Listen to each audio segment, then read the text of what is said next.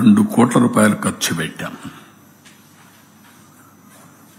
ఒకే రోజున 32,215 క్యూబిక్ మీటర్ల కాంక్రీట్ పనులు పూర్తి చేసి గిన్నిస్ ఆఫ్ బుక్ వరల్డ్ రికార్డులో స్థానం సంపాదించాం. డయాఫామ్ వాల్ 414 రోజుల్లో పూర్తి చేశాం. 100 మీటర్ల లోతు డయాఫామ్ వాల్ ని 414 రోజుల్లో పూర్తి చేశాం. స్పిల్వే గేట్లన్నీ డిజైన్లు సిద్ధం చేసి గేట్లను అమరించి అదే మార్గం మీరు చూస్తే ఎక్కడికక్కడ స్పిల్వే గానీ స్పిల్ ఛానల్ గానీ ఇవన్నీ పూర్తి చేశాం. కాఫర్ డ్యామ్ కట్టాం. లోయర్ అప్పర్ 2 కాఫర్ డ్యాములు కట్టాం.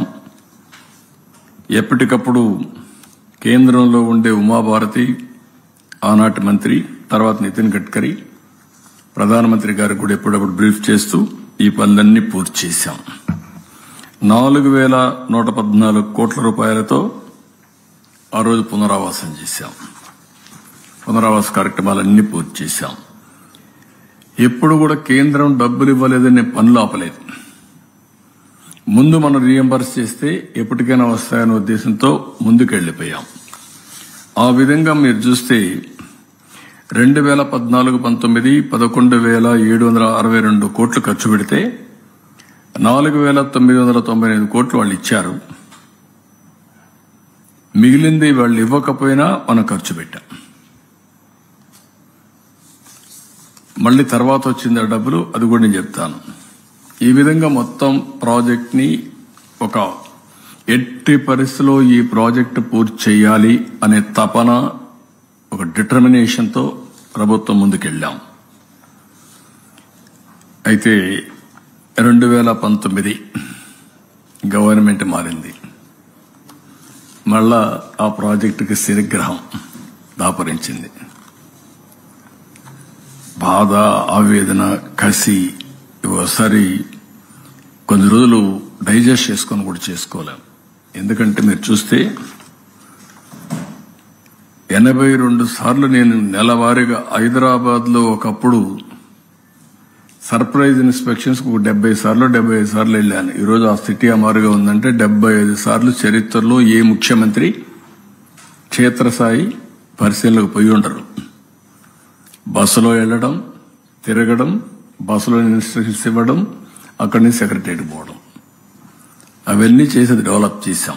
అదే మరి 82 సార్లు వర్చువల్ గా చేసి 28 సార్లు నేను ఇచ్చేసి ఒకసారి పండుగ కూడా దీపావళి పండుగ ఏదో ఉంది.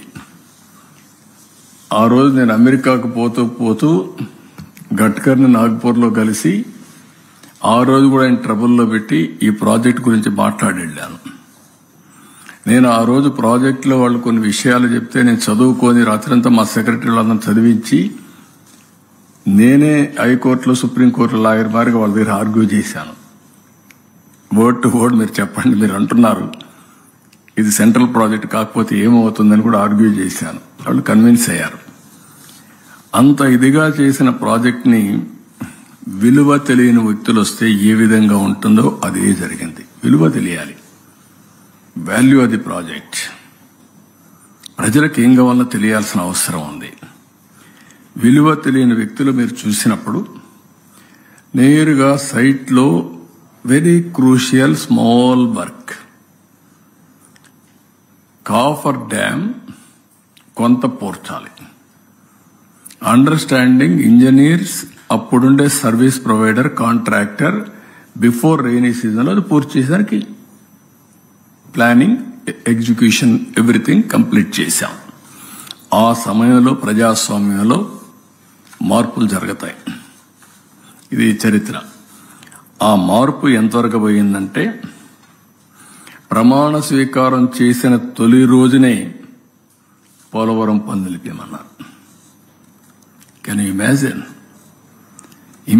నేను ఆ రోజు ప్రమాణ స్వీకారం చేసిన తొలి రోజునే 7 మండలాలు ఇస్తే తప్ప నేను ప్రమాణ స్వీకారం చేయనని చెప్పాను.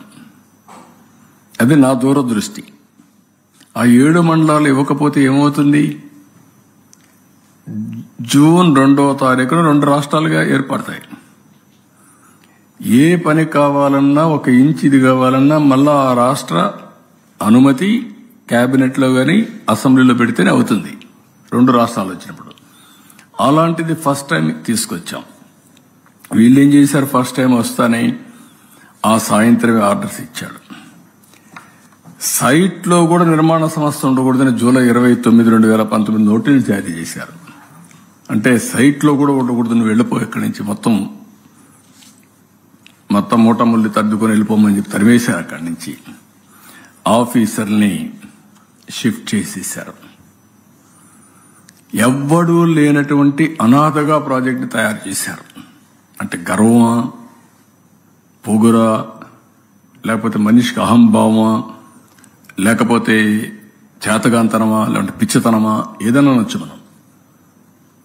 దాని పర్యవసానం మనం చూసినప్పుడు ఇవన్నీ చేసి 2 సీజన్స్ ఏమీ పట్టించుకోవాలి. 15 నెలలు ఒక మేజర్ ప్రాజెక్ట్ ఇది. 50 లక్షల క్యూసెక్స్ ఆఫ్ వాటర్ కి అంటే 500 టీఎంసీ ఆఫ్ వాటర్ వస్తుంది. కాబట్టి 500 టీఎంసీ నీళ్లు సముద్రంలోకి పోవడానికి సర్ప్లస్ వేర్ గాని, స్లూయిస్ గాని, అవుట్ఫ్లో గాని ఇవన్నీ నిర్మాణం చేసాం. దానికి ఇండియాలో ఏ ప్రాజెక్టు లేదు. వెలాసిటీ కూడా ఇంత పెద్ద ఎత్తున నీళ్లు వచ్చే ప్రాజెక్ట్ ఏది ఉండదు. అలాంటి ప్రాజెక్ట్ ని అనాథన చేసి, ఎవడు లేకుండా చేసి, రివర్స్ టెండర్ ని ఒక ఆనందం, పైశాచిక ఆనందాన్ని పొందారు. మే 19 నుంచి 20 అక్టోబర్ వరకు ప్రాజెక్టుకి దిక్కు ముక్కు ఏమీ లేదు, గాలి కుదిలి పెట్టేశారు. దీంతో ఆగస్టు 20 అక్టోబర్లో వర్షాలు వచ్చాయి. ఏదైతే ఆ కాఫర్ డ్యాం పూర్చుంటే అక్కడి నుంచి నీళ్లు వెళ్ళిపోయేటివి. ప్రొటెక్ట్ చేసుంటే ఈ డ్యామేజ్ వచ్చేది కాదు. 2021కి ప్రాజెక్టు పూర్తి అయిపోయి ఉండాలి. అలాంటి ప్రాజెక్టుకు ఆ నీళ్లు రావడం, సుడులు తిరగడం, 20 అడుగులు కిందికి వెళ్లిపోవడం, డయాఫామ్ వాల్ డిస్టర్బ్ చేయడం, కాఫర్ డ్యాం డిస్టర్బ్ చేయడం. కాఫర్ డ్యాంలో కూడా జెట్ డ్రౌటింగ్ ఉంది, అది కూడా డిస్టర్బ్ కావడం. గ్యాప్ 1 అది కొట్టుకొని వెళ్ళిపోవడం 100 మీటర్లు.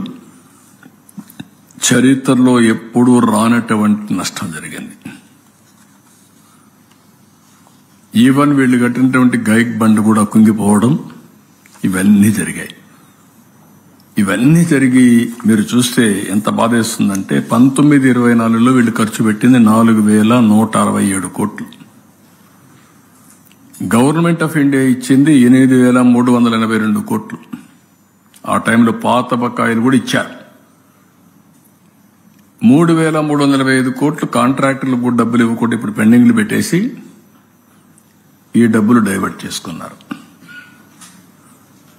అంటే ఎంత బాధ్యతారాహిత్యం, ఎంత నిర్లక్ష్యమో దీన్ని బట్టి అర్థమవుతుంది.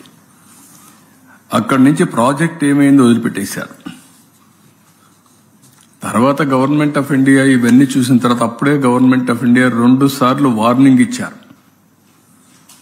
ఒకటి పీపీఏ చాలా స్పష్టంగా ప్రాజెక్టులో మీరు ముందుకెళ్లొద్దండి, ఓల్డ్ కాంట్రాక్టర్ న్యూ కాంట్రాక్టర్ ఇద్దరి మధ్యలో జవాబుదారీతనం ఎవరి మీద ఫిక్స్ చేయాలనో చేయలేము, వెయిట్ చేయండి, డిస్కస్ చేయండి అని వాళ్ళు చెప్పారు రికార్డ్ చేసి. Polavaram project authority